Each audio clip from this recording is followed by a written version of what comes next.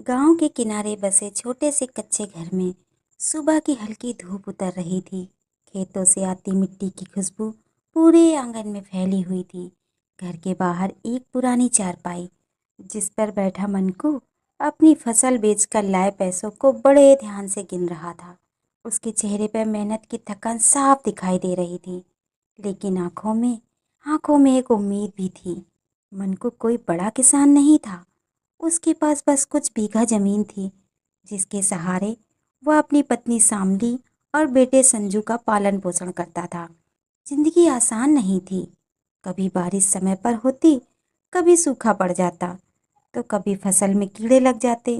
लेकिन फिर भी मन को हार मानने वालों में से नहीं था। वह हर बार नई उम्मीद के साथ खेत में मेहनत करता था।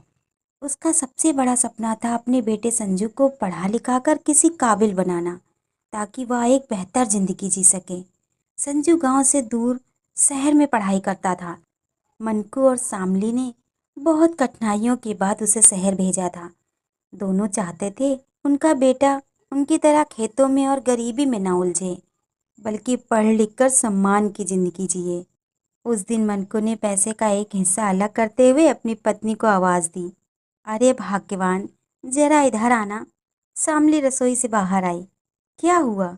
मनकू ने कुछ पैसे उसकी ओर बढ़ाते हुए कहा, ये लो, इन्हें अलग रख दो। हमें संजू की पढ़ाई के खर्च के लिए भी भेजना है और आगे जरूरत पड़ी तो काम भी आएंगे। सामली ने पैसों को संभाल कर एक पुराने बक्से में रख दिया। वह जानती थी कि यह पैसा सिर्फ कागज नहीं, बल्कि उसके सपनों की उम्मीद है। धीरे धीरे यही उनकी आदत बन गई। जब भी फसल बिकती, मन को कुछ पैसे अलग रख देता। सामली भी बहुत समझदारी से घर का खर्च चलाती और वह बेवजह कोई भी खर्च नहीं करती थी। कभी नए कपड़ों की इच्छा को दबा देती, तो कभी अपनी दवाइयों को टाल देती। समय बीतता गया, लेकिन किसान की जिंदगी हर बार एक जैसी नहीं होती। उस साल मौसम ने भी धोखा दे दिया। पहले बारिश देर से हुई, फिर अचानक से इतनी तेज हुई कि कई खेतों की फसल खराब हो गई। मनकू ने जैसे तैसे मेहनत करके अनाज बचाया। उसे बेचने जब वो बाजार गया, तो बाजार में अनाज का भाव ही कम था। मनकू ने व्यापारी से दुखी होकर पूछा, इतने कम दाम? व्यापारी ने कंधे को उचकाते हुए कहा, क्या करूं मनकू, इस बार बाजार ही ऐसा है, लेना हो तो ले लो। मजबूरी में मनकू को भी फसल सस्ते दाम में बेचनी पड़ी। घर लौटते समय उसके कदम भारी थे।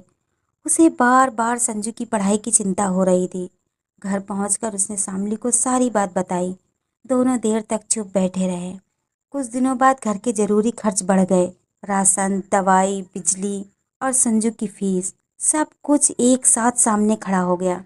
आखिरकार उन्हें वह बचत वाला पैसा भी खर्च करना पड़ा, जिसे उन्होंने इतने सपनों से अलग रखा था। मन को दुखी होकर बोला, लगता है बचत कभी टिक ही नहीं पाएगी। लेकिन सामली शांत थी। वह समझदार और धैर्य वाली स्त्री थी। उसने धीरे से कहा, हम लोग बचत तो करते हैं, लेकिन जरूरत पड़ते ही खर्च कर देते हैं। शायद हमें पैसे संभालने का तरीका बदलना होगा। मन को उसकी बात को ध्यान से सुनने लगा। सामली बोली, हम दो लोगों को आखिर कितना ही खर्च होता है? कई बार कुछ ऐसे खर्च हो जाते हैं जिनके बिना हमारा काम चल सकता है। क्यों ना हम पैसों को बैंक में जमा कर दें? मन को थोड़ा चौंका। बैंक? लेकिन बैंक तो बहुत दूर है, वहां जाने में पूरा दिन निकल जाता है। उसकी पत्नी बोली, समय जरूर लगेगा, लेकिन पैसे तो बचेंगे। घर में रखे रहेंगे तो खर्च ही हो जाएंगे। मन को कुछ देर सोचता रहा। उसे अपनी पत्नी की बात सही लगी। वह देर रात तक जगता रहा। उसके मन में बार बार अपने बेटे का चेहरा आ रहा था। वह सोच रहा था, अगर मैं अभी नहीं संभला तो संजू की पढ़ाई कैसे पूरी होगी। अगली फसल तक मनकू ने और ज्यादा मेहनत की। सामली भी उसका पूरा साथ देती। दोनों ने मिलकर तय किया, इस बार जितना हो सके उतनी बचत करेंगे। फसल तैयार हुई तो मनकू ने सबसे पहले घर के खाने का अनाज अलग किया। फिर बाकी अनाज बेचने बाजार पहुंच गया। इस बार तो बाजार के भाव ठीक मिले। मनकू के चेहरे पर लंबे समय के बाद मुस्कान आई थी। वह पैसे लेकर सीधे बैंक गया। बैंक गांव से काफी दूर था। वहां पहुंचने में उसे कई घंटे लग गए। लंबी लाइन में भी लगना पड़ा। लेकिन जब उसने पैसे जमा किए, तो उसके मन में एक अलग ही सुकून था। उसे लगा जैसे सपने अब सुरक्षित हो गए हों। धीरे धीरे मनकू की आदत बन गई। वह पैसे बैंक में जमा करने लगा। वह हर बार थोड़ा थोड़ा पैसे बचाकर बैंक में डाल देता। एक दिन गांव में खबर फैली, गांव के बाहर एक नया ग्राहक सेवा केंद्र खुल गया है। लोग कह रहे थे अब बैंक दूर नहीं जाना पड़ेगा। मनकू ने भी बात सुनी। वह खुश हो गया, अब तो बहुत आसानी हो जाएगी। अगली बार जब उसे पैसे जमा करने थे तो वह गांव के बाहर बने उसी केंद्र की ओर निकल पड़ा। जैसे ही वो वहां पहुंचा, उसने देखा कुछ लड़के बाहर खड़े हैं जो लोगों से पैसे लेकर कह रहे थे, आप लाइन में क्यों लगेंगे, हमें पैसे दीजिए, हम तुरंत जमा करा देंगे। गांव के कई लोग उन्हें पैसे दे रहे थे। मनकू ने सोचा अगर ये लोग जल्दी काम करवा रहे हैं तो बुरा ही क्या है। वह भी उनके पास चला गया और लड़के ने मुस्कुराकर कहा, काका कितना पैसा जमा करना है। मनकू ने अपनी रकम बताई। लड़का बोला, ठीक है, लेकिन थोड़ा खर्च लगेगा, जल्दी काम करवाना है ना।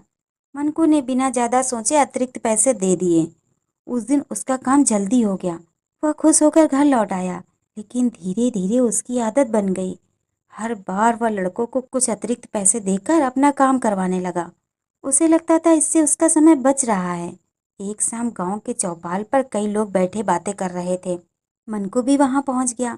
बातों बातों में उसने कहा, भाई अच्छा हुआ जो वो लड़के मिल गए, जल्दी काम करवा देते हैं, बस थोड़ा ज्यादा पैसा देना पड़ता है। यह सुनते ही गांव के एक बुजुर्ग रामदास चाचा बोले, कौन लड़के। मनकू ने पूरी बात बताई। रामदास चाचा ने गंभीर होकर कहा, अरे मनकू, ये ठीक बात नहीं है। मनकू ने पूछा, क्यों चाचा। एक आदमी बोला, तुम खुद ग्राहक सेवा केंद्र क्यों नहीं जाते। मनकू बोला, अरे वहाँ लाइन लगती है। तभी वह आदमी बोला, लेकिन वहाँ तुम्हारा काम बिना अतिरिक्त पैसे के हो जाता है। रामदास चाचा ने समझाया, ये लड़के लोगों की जल्दबाजी का फायदा उठाते हैं। मनकू थोड़ा चौंका। मतलब ये कि जो काम मुफ्त में होना चाहिए उसके लिए तुम बेवजह पैसे दे रहे हो। मनकू सोच में पड़ गया। उसने सोचा, हाँ चाचा सही कह रहे हैं। फिर उसे याद आया, कई बार उन लड़कों को पैसे देने के बाद उसकी बचत कम हो जाती थी। रामदास चाचा ने आगे कहा, बेटा, मेहनत की कमाई बड़ी मुश्किल से आती है, उसे सोच समझकर खर्च करना चाहिए और अपना काम हमेशा सही जगह पर करवाना चाहिए। उस रात मनकू देर तक सोचता रहा। उसे महसूस हुआ सचमुच बिना वजह पैसे गंवा रहा था। अगली बार जब वह पैसा जमा करने निकला तो उन लड़कों ने उसे आवाज़ दी, काका इधर आइए, जल्दी काम करवा देंगे। लेकिन इस बार मनकू रुका नहीं। वह मुस्कुराया और बोला, नहीं भैया, ठीक है, आज मैं खुद ही जाऊंगा। वह सीधे ग्राहक सेवा केंद्र के अंदर चला गया। वहां उसने देखा लोग आराम से अपना काम करवा रहे थे। कर्मचारी भी ठीक से बात कर रहे थे।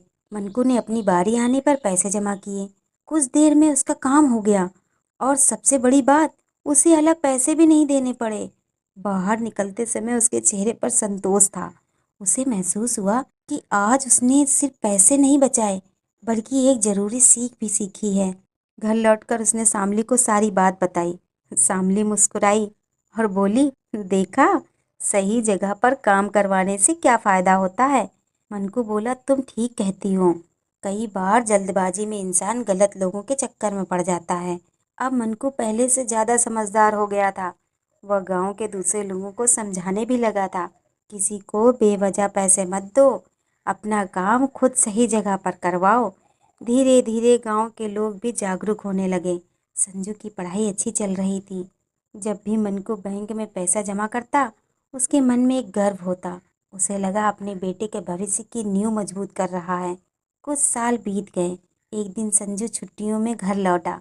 अब वह पहले से ज्यादा समझदार और आत्मविश्वासी लग रहा था। उसने अपने पिता से कहा, बाबूजी, आपकी मेहनत कभी बेकार नहीं जाएगी। मनकू की आंखें भर आई। उसने कहा, बेटा, हम तो बस ये चाहते हैं कि जिंदगी में तुम आगे बढ़ो।